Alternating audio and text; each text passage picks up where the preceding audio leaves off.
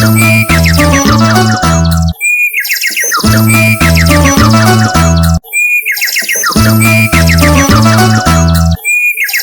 शांति भैया।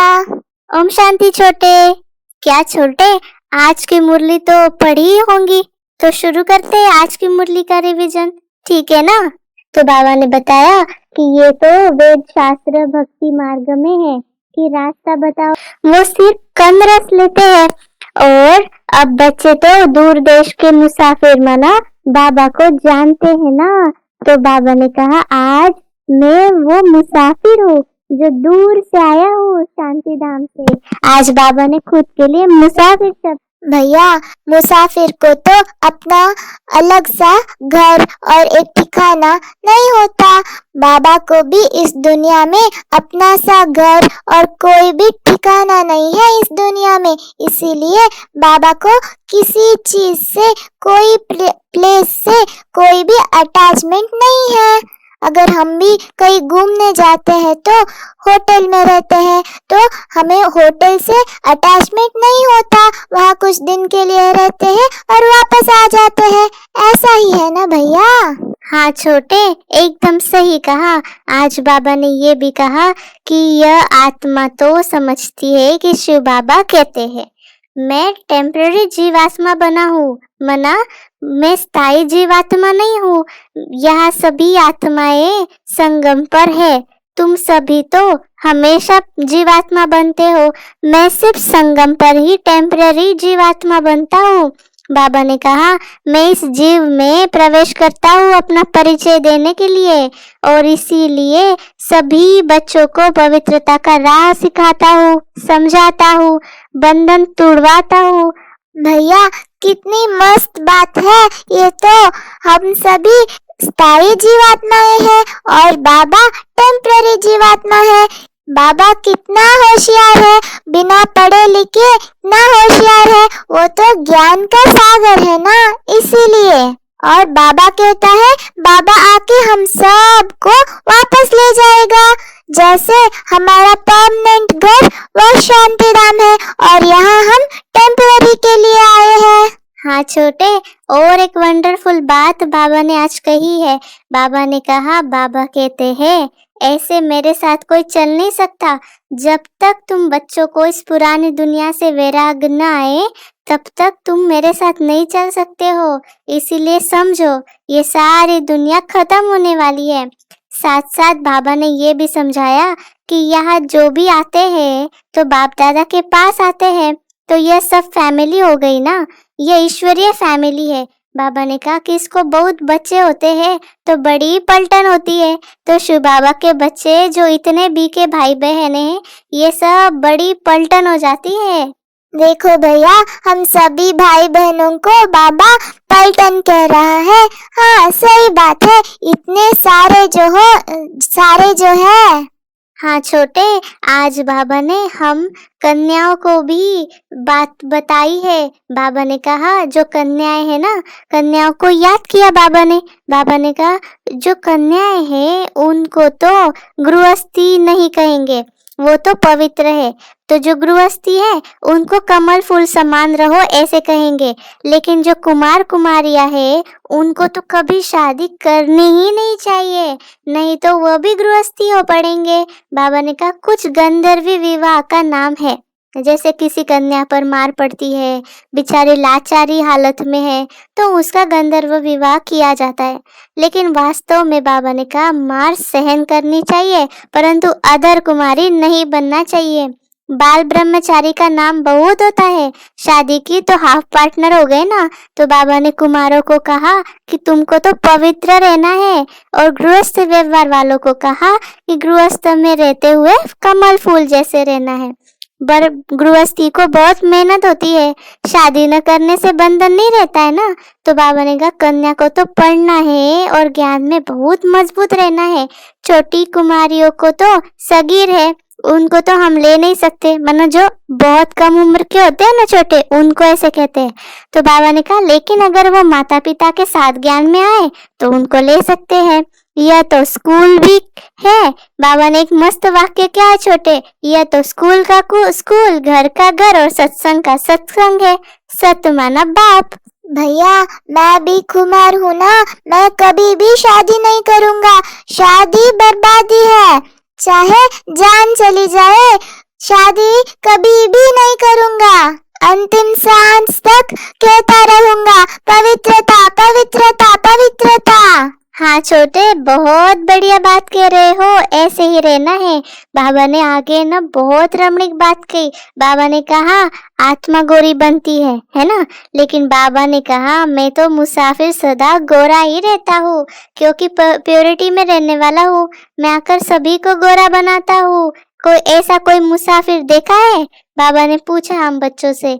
फिर आगे बाबा ने ये भी कहा कि मैं सभी आत्माओं को ज्ञान देता हूँ। मनुष्य को ये सब समझ नहीं आता है, और ऐसे कोई सद्गति दाता है भी नहीं दुनिया में जो ये सब बातें सिखाए। समझे छोटे, हमें क्या बनना है?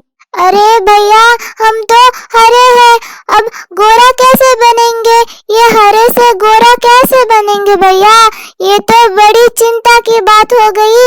अगर हम गोरे नहीं बनेंगे तो बाबा भी हमें अपने साथ नहीं ले जाएगा। लेकिन भैया बाबा आया है गोरा बनाने, तो उसके पास कुछ ना कुछ आइडिया होगा, उससे हम गोरे बन जाएंगे। आप भी चलोगे ना मेरे साथ? अरे अरे छोटे, ये क्या बात कर रहे हो? अभी तो इतनी समझदारी वाली बात किया था, अभी फिर से ऐसी बचपना कर रहे हो। देखो, शरीर की बात नहीं है, आत्मा की बात है, समझे ना? लेकिन आज तो तुम इसी पे चिंतन करना कि गोरा बनना माना क्या शरीर को गोरा बनाना है या आत्मा को? आत्मा को बनाना है तो कैसे बनाना है तुम मुझे कल समझाना, ठीक है ना?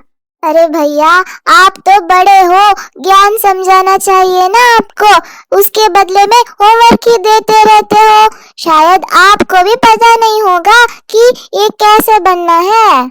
हाँ छोटे, तुम चिंतन करोगे ना तो उससे अपनी बुद्धि खुलती है, इसीलिए ठीक है, तुम भी चिंतन करना, मैं भी करूँगा।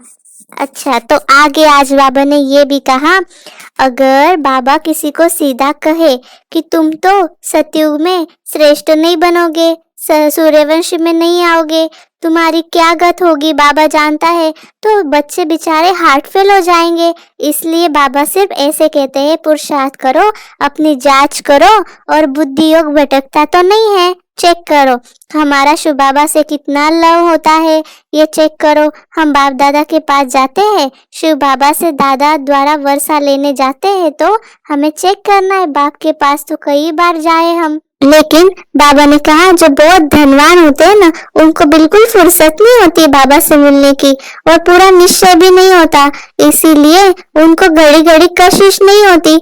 बाबा ने कहा जैसे कोई सुई है, उस पर जंग चढ़ी हुई है, तो चुंबक इतना खींचता नहीं है ना, वैसे जिनका पूरा योग होगा उनको झट कशिश होगी, ऐसी अवस्था पिछाड़ी में आएगी, और हम सब को ऐसी अवस्था बनानी है। ऐसे भी नहीं कि हम भागकर बाबा के पास बैठ जाए, नहीं, हम सब बादल है, सागर के पास रिफ्रेश होने आते हैं। जब सब बंधन खलास हो तो सर्विस पर हम सब बच्चे जाएंगे, और माँ बाप को अपने बच्चों को संभालना है ना, तो बाप की याद में रहना और पवित्र बनना। भैया एक लाइन गाते हैं ना, आओ। तू प्यार करे या ठुकराए, हम तो है तेरे दीवानों में, चाहे तू हमें अपना न समझ, लेकिन न समझ बेगानों में। तू प्यार करे या ठुकराए। भैया ये गीत बाबा को बहुत पसंद है ना, बाबा बार बार ये गीत याद करता है। हाँ छोटे, आज बाबा ने ये भी कहा कि ये दुनिया छीछी दुनिया कब्रिस्तान बननी है, तुम्हें जो कुछ दिख रहा है ना, सब कुछ खत्म हो जाना है, तुम्हारा वैराग को जगाओ। बार बार वैराग को याद किया है। बाबा ने कहा कितनों की चिट्ठी आती है बाबा को, बाबा हम बांधेली है। तो बाबा ने कहा एक द्रौपदी तो नहीं है, हजारों हो जाएंगी ना। अभी बाबा ने कहा तुमको मैं पावन दुनिया में ट्रांसफर कर रहा हूँ, ये गार्डन ऑफ अल्लाह की स्थापना होगी। ऐसे ऐसे बाबा ने अच्छे अच्छे फूल, बाबा बता रहा है कि ऐसे फूल होते हैं जो देखने से ही आराम आ जाता है। तो बाबा का नाम ही है किंग ऑफ फ्लावर्स। तो बाबा ने कहा ऐसे फूल माना ऐसे बच्चे जो 5 रोज, बाबा ने कहा ऐसे फूल होते हैं ना 5 दिन भी रखेंगे तो खिले हुए रहते हैं, खुशबू फैलती रहेगी। ऐसे बाबा के कोई बच्चे हैं यहाँ भी जो बाबा को याद करते हैं और याद दिलाते हैं, उनकी खुशबू फैलती रहती है, वो सदैव खुश रहते। ऐसे मीठे मीठे बच्चों को देखकर बाबा को बहुत खुशी होती है। बाबा कह रहा है उन्हों के आगे बाबा की ज्ञान डांस अच्छी होती है। हाँ भैया, बाबा हम बच्चों के सामने रोज ज्ञान डांस करता है, ज्ञान बरसाता है, इसलिए शिव को नटराज भी कहते हैं जो ज्ञान डांस करता है ना। हाँ छोटे, आज बाबा ने वरदान में कहा कि अपने स्वमान में स्थित रहे, देह अभिमान को समाप्त करने वाले ही सफलता मूर्त है। और बाबा ने स्लोगन में कहा कि अगर तपस्या करनी है तो समय को बचाओ, बहाना नहीं दो कि समय नहीं है। ठीक है? अच्छा, ओम शांति।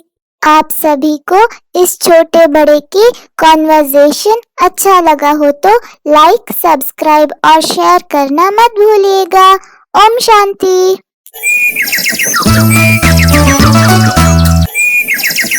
Thank you.